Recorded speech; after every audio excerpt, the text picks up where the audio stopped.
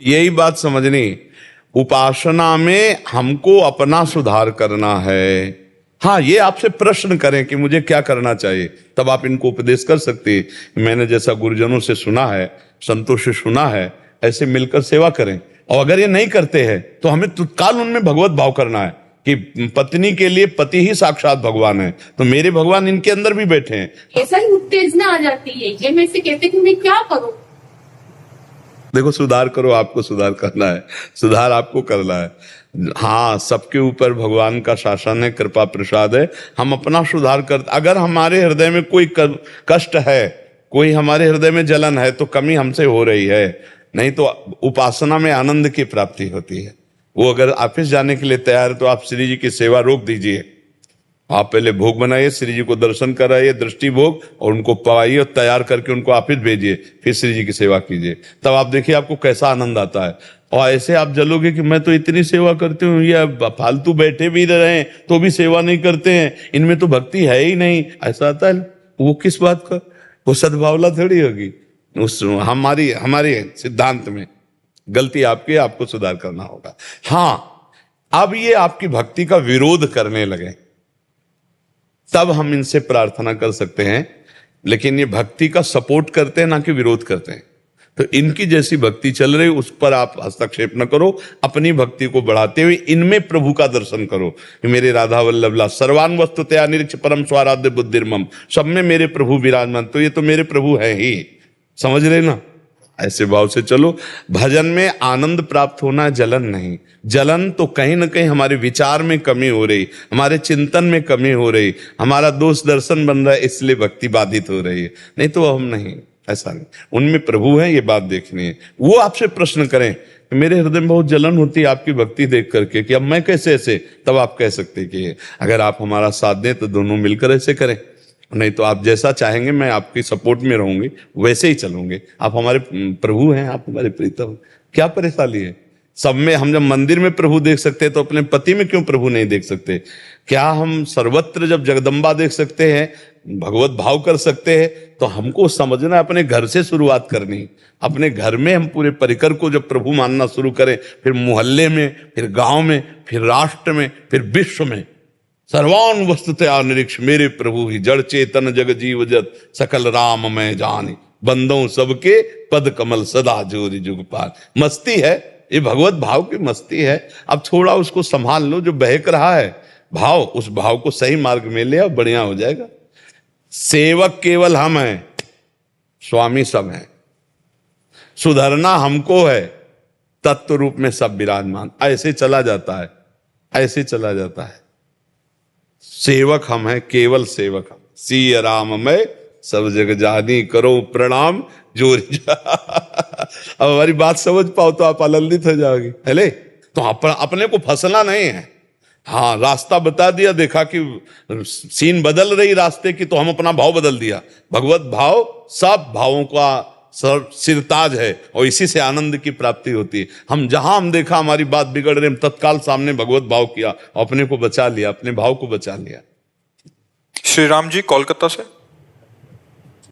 महाराज जी, जिससे मैंने कर्जा लिया, कुछ चुका दिया, कुछ याद नहीं है, और जिन्होंने देना है अगर वो नहीं दे पाए तो क्या मुझे फिर से जन्म लेना पड़ेगा? हाँ, तो उसका हमारा कर्जा रहा होगा पूर्व का, उसने ले लिया, अब हमें दिया नहीं, हमें नहीं चाहिए, हो गया काम, जाओ तुम खाओ पियो मौज करो। अगर कोई आता है जीवन में कि आपने हमसे कर्जा लिया था, आपको याद नहीं, आप दे दीजिए, तो दे दीजिए। नहीं आता है तो अपने आप को अपने कर्मों सहित भगवान को समर्पित कर दो, वो सब देख लेंगे, आना जाना मिट जाएगा। नहीं तो फिर लेन देन में आना जाना लगा रहेगा। अपने सहित भगवान को समर्पित कर दो। प्रभु आप सर्वज्ञ हो, मेरी चूक को मुझे पता नहीं है, मैं समर्पित हूं, मेरा जो कुछ है वो सब आपको समर्पित है। तो उनसे सबकी पूर्ति हो जाती है, वो सब ठीक कर लेते हैं। सर्वधर्मान परित्यज्य मामेकम शरणम ब्रज, तो अहम त्वाम सर्व पापेभ्यो मोक्षयिष्यामि मा शुचा, मैं तुम्हें समस्त पापों से मुक्त कर दूंगा। अब समस्त पाप में सब बात आ गई, तो अगर कोई मांगने आता है तो दे दीजिए, 4 पैसा ज्यादा दे दीजिए। आपसे जो ले गया है आपको वापस नहीं कर रहा, क्षमा कर दीजिए। कोई पूर्व का हिसाब है, वो ले गया वापस नहीं दे रहा, ऐसा भाव रखकर हृदय को शांत, लेना न देना, और यहां से प्रभु के चरणारविंद में पूर्ण रूप से मगन होते हुए मुक्त हो जाना। अगर लेना देना रहा तो आना जाना बना रहेगा। इसलिए साफ हमारा जो कर्जदार है उसे हम माफ करते हैं। हमसे जो कर्जा लिए हुए हैं लो, अब वो हम आशा लगाए रखें कि ले तो फिर हमें आना पड़ेगा। हमने जिससे कर्जा लिया हुआ है अगर हमें याद है तो मुझे दे देना चाहिए, नहीं याद है तो भगवान को समर्पित कर दो अपना जीवन सर्वस्व, वो सब हिसाब कर देंगे। वो सबके दाता हैं, वो हिसाब। और अगर नहीं दिया लिया तो फिर आना पड़ेगा महाराज जी। हाँ, अगर भगवान की शरण में नहीं हुए, हिसाब किताब है तो एक एक सिक्के के लिए भी आना पड़ेगा। ये बहुत यहाँ का कठिन खेल है। पर महाराज जी अभी तो लगता नहीं है कि ऐसा होगा, तो इसलिए फिर आप लगता नहीं है, तो बात है ना। बच्चा आया और जन्म हुआ और मर गया, अब जितने रुपए की जरूरत थी उतना रुपया खर्चा करवा करके गया। पूरा हिसाब किताब है यहाँ भगवान के उसमें।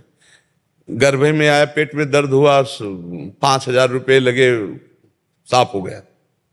5,000 का काम था, साफ करवा के हो गया। बहुत एक एक कर्म का, एक एक चेष्टा का हिसाब किताब है। ऐसा नहीं, एक एक का हिसाब किताब, एक एक सेकंड का हिसाब। जैसे कोई बच्चा हुआ महाराज जी, पूरा जीवन भर उसके ऊपर खर्चा लग रहा है, बीमार है वो। हाँ, आप कर्जदार हैं, आपको दुख भी मिलेगा ब्याज में, उस टेंशन, और रुपया ऊपर से लगाना पड़ेगा। और एक होता है कि बाल्यावस्था से ही जीतना शुरू किया, छोटे छोटे मेडल लाना शुरू किया और बड़ा बनता चला, खूब रुपया पैसा, सब सेवा माता पिता की भगवान की तरह। पूर्व में हिसाब किताब है, पूरा हिसाब किताब तुम्हें सुख का दे रहा है। पूर्व में तुमने उसका लिया, पूरा हिसाब किताब दुख सहित वो तुमसे ले रहा है, और फिर तुम्हें सुख नहीं देगा। वो पूरे जीवन सुख उससे नहीं मिलने वाला, दुख ही दुख मिलेगा। हर चीज का यहाँ हिसाब किताब, चूंकि पूर्व का हम जानते नहीं ना, इसलिए हमें लगता है भगवान हमारे साथ ऐसा क्यों कर रहा है। जैसे पूर्व का इसी जन्म का देख लो, 9 महीने गर्भ में रहे, पता है तुम्हें, सबको पता है कि गर्भ में रहे, लेकिन कैसा स्वाद है गर्भ में रहने का, किसी को याद है क्या? सब भुला देती माया। तो पूर्व जन्म का याद कैसे रहेगा? जब इसी जन्म के गर्भ का याद आपको नहीं है तो पूर्व जन्म का याद कैसे हो जाएगा? हर चीज का हिसाब। इसलिए भगवान की शरण में हो जाओ, सब पूर्णता उसी में हो जाती है, भगवान की शरणागति से। आकाश जी वाराणसी से। राधे राधे महाराज जी। महाराज जी, मेरे ऊपर घर की बहुत जिम्मेदारी है, बट मेरा मन वैराग्य की ओर भी जाता है, और माता पिता शादी के लिए भी कहते हैं। तो बाबा जी बनने की जरूरत नहीं। घर गृहस्थी में एक सुंदर परिवार बसाओ, माता पिता की सेवा करो, खूब अच्छे से नाम जप करो। भगवान भजन से मिलते हैं, बाबा जी केवल बनने से नहीं मिल जाते। तो कहते आप क्यों बन गए? हमारे भाग्य में लिखा था। 13 वर्ष की अवस्था से हमारे भाग्य में लिखा था भगवान के मार्ग। ये सब इनके भाग्य में लिखा है, मांगो खाओ भजन करो। लेकिन हमसे कोई सलाह ले तो अब जो कलिकाल का समय आ रहा है उसमें हम यही उपदेश करेंगे। क्योंकि देखो, बच्चा महीना 2 महीना 4 महीना नियम से रहना हो तो रह लिया जाए, पूरी जिंदगी भर। अब जैसे एक आदमी 50 वर्ष तक नियम से रहा और 5 मिनट फेल हो गया, तो कोई 50 वर्ष वाली बात नहीं देखेगा उसकी कि 50 वर्ष जला ये बंदा, 5 मिनट में फेल हो गया, क्षमा कर दो। कोई नहीं क्षमा करेगा, वो अल्लाह मच जाएगा 5 मिनट नहीं। बाबागिरी का मतलब समझते हो? पूरे आजीवन निष्कलंक निर्वाह, निष्कलंक निर्वाह। अब भाई ड्रामेबाजी से जीना वो एक अलग बात है, सच्चाई से भगवत मार्ग में चल रहा है तो सच्चाई से चलना ही तो वैराग्य। तो वो घर में नहीं हो सकता क्या? हो सकता है। हाँ, चुपचाप घर में रह करके भजन करो, माता पिता की सेवा करो, अनुकूल अर्धांगिनी तुम्हारे जो भाग्य में बदा होगी वो मिल जाएगी। आज तक नहीं मिली है, आज तक नहीं मिली, बता रहे। हाँ, तो अब अगर भाग्य में, हमने शब्द बोला है भाई, हमने शब्द बोला है कि तुम्हारे भाग्य में होगी। अब ये लिखा तुम्हारा ब्याह करवा देंगे यार।